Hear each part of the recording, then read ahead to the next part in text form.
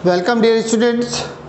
हम बात कर रहे हैं क्लास 11th के फिजिक्स के बोर्ड के द्वारा डाले गए प्रश्न बैंक के, और आज ये अंतिम लेक्चर है जिसमें हम दोलन और तरंग को डिस्कस करने वाले हैं। तो प्लीज़ इसको ध्यान से देखिए, इसमें ज़्यादा कंटेंट नहीं दिया है, फटाफट हो जाएगा।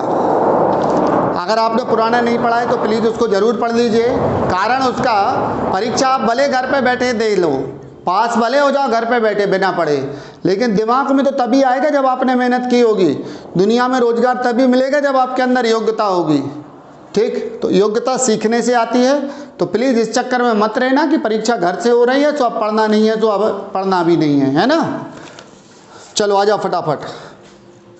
सेकेंड लोलक का आवर्तकाल कितना होता है? सेकेंड लोलक का सबको पता है 2 सेकेंड होता है। फटाफट बता रहा हूँ। किसी तरंग का आयाम समय पर निर्भर नहीं करता है, निर्भर नहीं करता है। तरंग का आयाम समय पर निर्भर नहीं करता, ठीक है। तरंग का आयाम फिक्स होता है, जितना है उतना ही रहेगा, ठीक।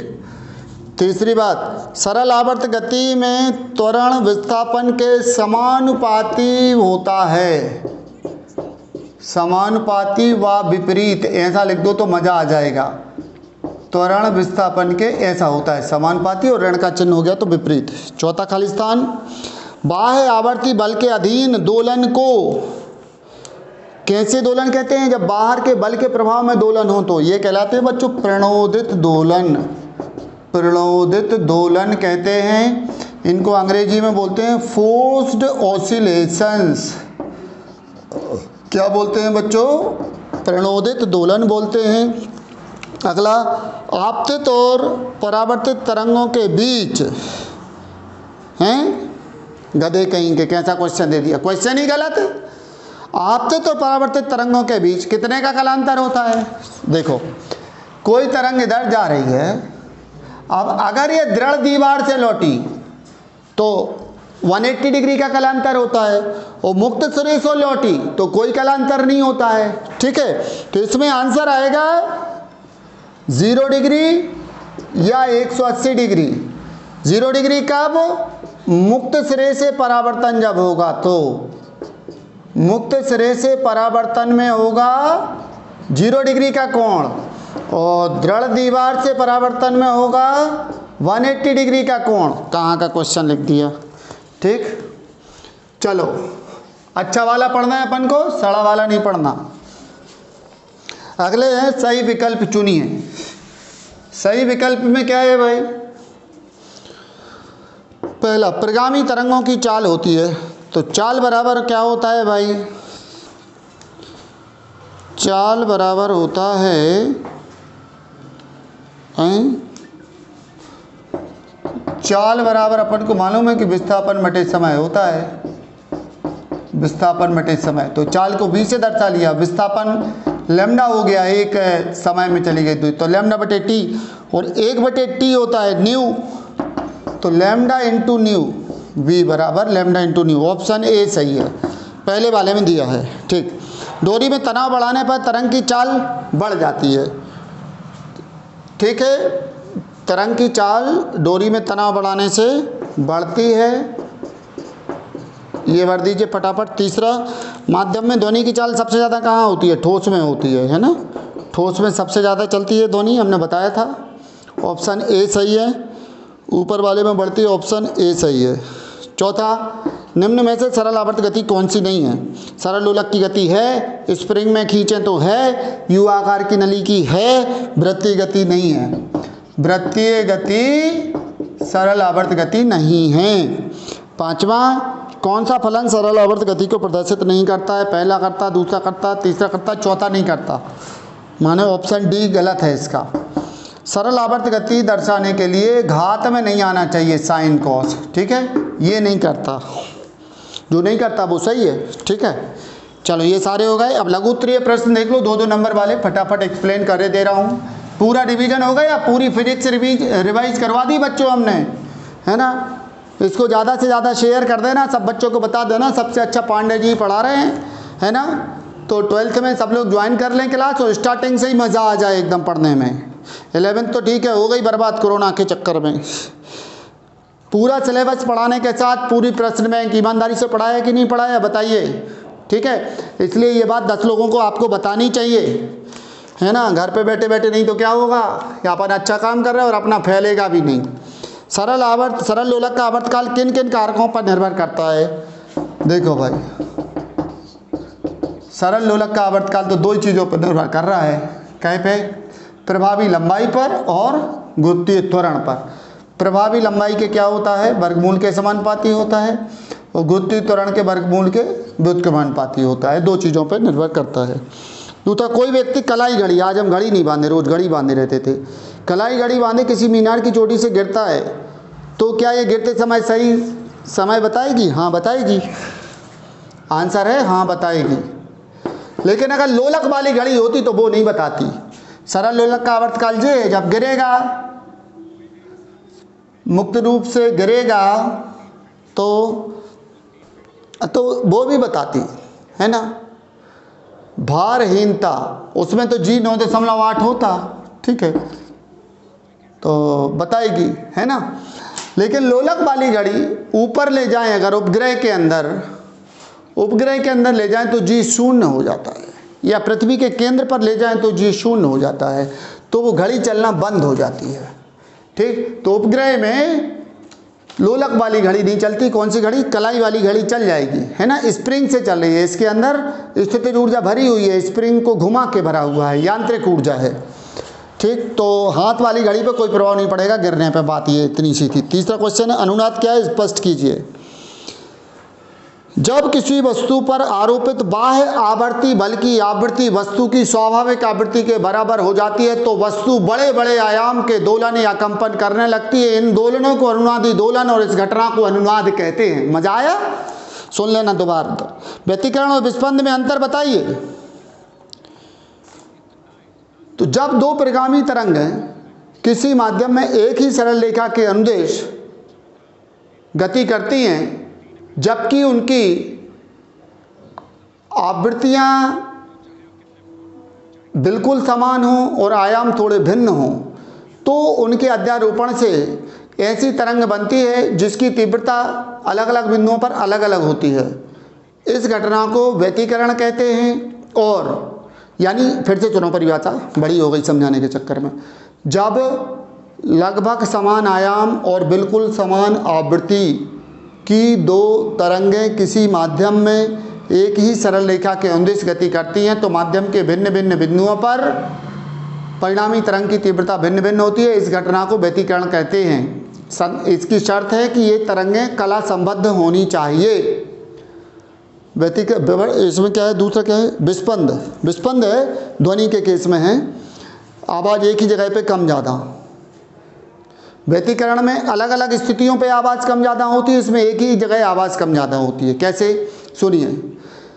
जब बिल्कुल समान आयाम, उसमें लगभग समान आयाम था, बिल्कुल समान आयाम और लगभग समान आवृत्ति, उल्टा हो गया ना। व्यतिकरण में आयाम बराबर था, इधर आयाम अलग अलग है। व्यतिकरण में आयाम अलग अलग था, सॉरी लिखा ही देते हैं, है ना, नहीं तो आप लोग कंफ्यूज हो जाओगे भाई। व्यतिकरण और विस्पंद बता देते हैं यहाँ पे, है ना। यहाँ पे आयाम कैसे होते हैं? व्यतिकरण में आयाम बिल्कुल समान होते हैं। आयाम बिल्कुल समान होते हैं। आयाम कैसे होते हैं? समान की भिन्न भिन्न। A1 + A2 आयाम होते हैं भिन्न भिन्न, थोड़े थोड़े अलग अलग होते हैं। ठीक, और आयाम इसमें होते हैं समान। फिर बता रहे हैं परिभाषा। जो आवृत्ति होती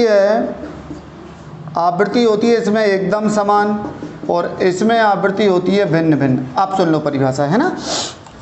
जब लगभग समान आयाम और बिल्कुल समान आवृत्ति की दो तरंगें एक ही दिशा में एक ही रेखा के अनुदिश संचरित होती हैं तो माध्यम के भिन्न भिन्न बिंदुओं पर परिणामी तीव्रता भिन्न भिन्न होती है। इस घटना को व्यतिकरण कहते हैं। और जब लगभग समान आयाम और थोड़ी सी भिन्न आवृत्ति की दो ध्वनि तरंगें माध्यम में एक ही सरल रेखा के अनुदिश संचरित होती हैं तो माध्यम के किसी एक ही बिंदु पर समय के साथ ध्वनि की तीव्रता में क्रमिक उतार और चढ़ाव होने की घटना को विस्पंद कहते हैं। ठीक, चलो नेक्स्ट। तरंगों के अध्यारोपण का सिद्धांत लिखिए। तो बड़ा सिंपल है।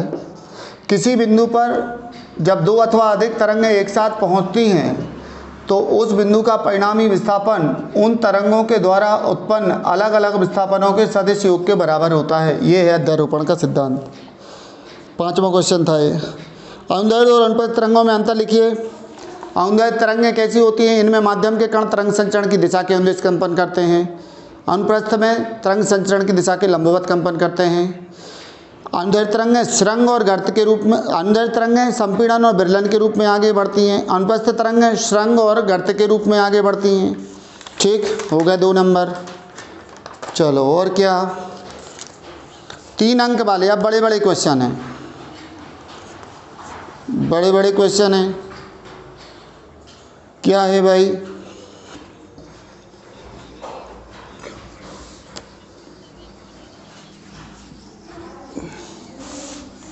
हाँ, इसके अंदर क्वेश्चन है, यदि किसी सरल आवर्त गति का विस्थापन समीकरण x बराबर cos ओमेगा t है तो इसका वेग निकालो और त्वरण निकालो।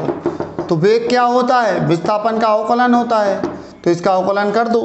cos ओमेगा t था ना अकेला, d/dt cos omega t। cos का होता है माइनस साइन ओमेगा t और इसका एक और ओमेगा आ जाएगा। जे आ गया, क्या वेग आ गया, जे वेग आ गया। और त्वरण निकालना है तो वेग का अवकलन कर दो, इसका फिर से कर दो, minus omega sine omega T.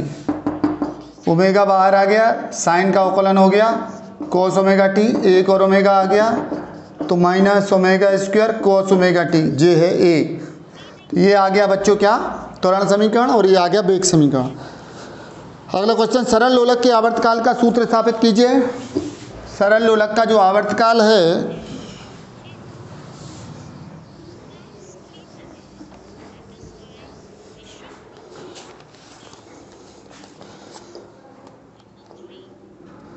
सरल लोलक का आवर्तकाल, तीसरा क्वेश्चन जो है, सरल लोलक का आवर्तकाल होता है t बराबर 2 पाई √L/g। इसको कह रहे हैं निकाल के बताइए। आ जाओ निकाल के बता दें।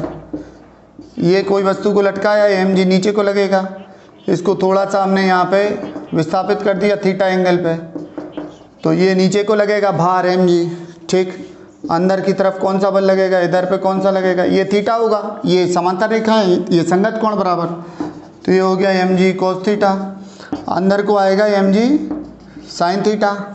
ये विस्थापन मान लीजिए y है, ये दूरी की लंबाई l है। ठीक, तो अंदर की तरफ जो बल है ये कौन सा बल होता है बच्चों? प्रत्यानयन बल। और त्वरण बराबर क्या होता है? बल में द्रव्यमान का भाग कर दो, द्रव्यमान को हटा दो तो क्या बचा? g sin theta. ठीक है, यदि थीटा कम हो, यदि थीटा कम हो तो क्या होगा? साइन थीटा को लगभग थीटा ले लेंगे, ए बराबर आएगा जी थीटा। अब चूंकि थीटा बराबर क्या होता है? चाप बटे त्रिज्या, तो ये चाप हो जाएगा, ये त्रिज्या हो जाएगी एल। तो ए बराबर आएगा क्या? Minus g/L। अब आप कहोगे सर ये माइनस कहाँ से टपका दिया आपने? माइनस यहाँ से टपकाया कि ये सदिश है वास्तव में, और ये भी सदिश है। ये विस्थापन बाहर को है और त्वरण की दिशा अंदर को है। बल अंदर को था ना, तो जहाँ बल वहाँ त्वरण। तो कुल मिला के क्या हो गया? ए समानुपाती माइनस y आ गया। अर्थात क्या होता है?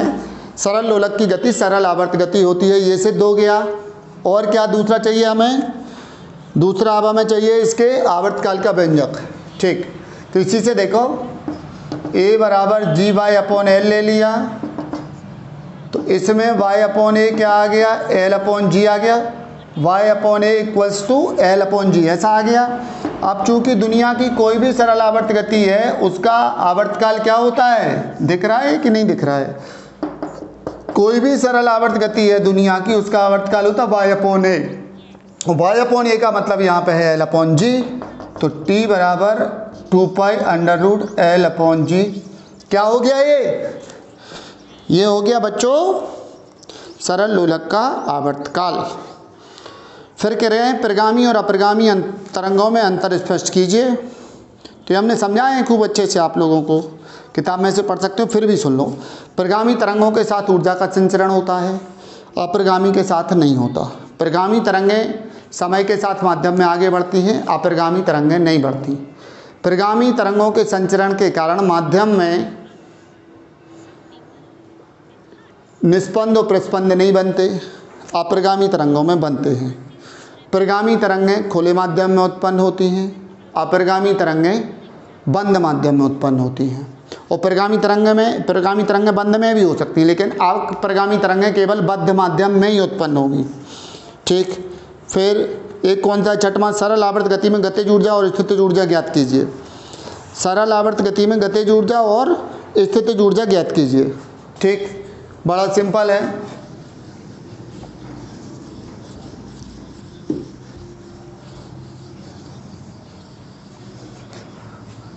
हाँ, सरल आवर्त गति में गतिज ऊर्जा और स्थितिज ऊर्जा। तो गतिज ऊर्जा का सूत्र होता है बच्चों 1/2 mv²। और सरल आवर्त गति में v क्या होता है बताएगा कोई? ω√a² - y²। इसलिए गतिज ऊर्जा क्या आएगी? 12m ω√a² - y² का स्क्वायर। तो 12m ω² a² - y²। ये आ गई सरल आवर्त गति में गतिज ऊर्जा का व्यंजक। और क्या पूछा? स्थितिज ऊर्जा ज्ञात कीजिए। ठीक है, तो स्थितिज ऊर्जा वास्तव में प्रत्यानयन बल के विरुद्ध किया गया कार्य। और ये कार्य कैसे निकाला जाएगा? औसत बल गुणा विस्थापन। औसत बल कैसे निकलेगा? 0 + F/2 × y। ध्यान से देखना। और F कितना होता है? F/2 × y। और F होता है ma। और चूंकि a कितना होता है सरल आवर्त गति में? a होता है बच्चों ω² माइनस का। तो यहाँ पे ले लें हम इसको संख्यात्मक। कैसा ले लें बच्चों? संख्यात्मक। तो a बराबर ω² भर दो इसमें। तो u क्या आ गया? u के लिए चल रहा था ना ये, तो ये कहाँ गया? इधर भरें am/2 × y × a। a का मतलब है ω²। तो ये क्या आ गया? 12m ω²y²। तो ये आ गई सरल आवर्त गति में स्थितिज ऊर्जा, ये आ गई गतिज ऊर्जा। अब एक चीज़ इनने नहीं पूछी, हम बता दे रहे हैं। क्या नहीं पूछी? इनने नहीं पूछी कुल ऊर्जा निकालिए। कुल ऊर्जा अगर पूछा होता तो क्या कर देते बच्चों? हम दोनों ऊर्जाओं को जोड़ देते। तो इसको और इसको जोड़ लो। तो देखो इसमें 12m ω², इसमें 12m ω² कॉमन है। तो 12m ω² कॉमन ले लो, जगह कम बची है ना। इधर क्या बचा? a² - y²। इधर क्या बचा? अकेला y²। कट गया। अब कहोगे सर आपने खचर खचर जल्दी जल्दी बता दिया। तो भैया ये रिवीजन है, हमने ऐसे जल्दी जल्दी करके ही बताया है इसमें। ठीक है, m वस्तु का द्रव्यमान है, m कोणीय आवृत्ति और a उसका आयाम है। तो इस तरह से ये हमारा पूरा हो गया। इसमें 1-2 न्यूमेरिकल्स बचे हुए हैं, तो हम जो जानबूझ के इसलिए छोड़ रहे हैं कि कितने बच्चे हमें फ़ोन लगाते हैं कि सर वो न्यूमेरिकल्स बता दीजिए। जो बच्चे हमें फ़ोन लगाएंगे, अगर हमारे पास 10 फ़ोन आ जाएंगे तो हम वो न्यूमेरिकल सॉल्व करके डाल देंगे। इसलिए छोड़ा है हमने, ताकि ये पता लगाएं हम कि आप देख भी रहे हो कि नहीं देख रहे हो। तो ओके बच्चों, इस तरह से हमने 11वीं क्लास का पूरा सिलेबस ख़त्म किया। उसके बाद इस प्रश्न बैंक को जो बोर्ड ने कहा है कि पेपर इसमें से बना रहे हैं, हम इसको भी पूरा कर दिया। और अब 12th के लिए हम तैयार हैं। तो जल्दी से 12th का बैच चालू करेंगे। तो आप लोग प्लीज़ फ़ोन लगा के कॉन्टेक्ट कर लीजिए, कब से चालू करना है, कैसे करना है। तो 12th क्लास अब हम चालू करेंगे। ठीक, ज़्यादा से ज़्यादा बच्चों को प्लीज़ बताते रहिए, शेयर करते रहिए। जहाँ जितनी पहचाने सब जगह फैला दो इसको। ओके बच्चों, मिलते हैं अगली क्लास में। Bye bye.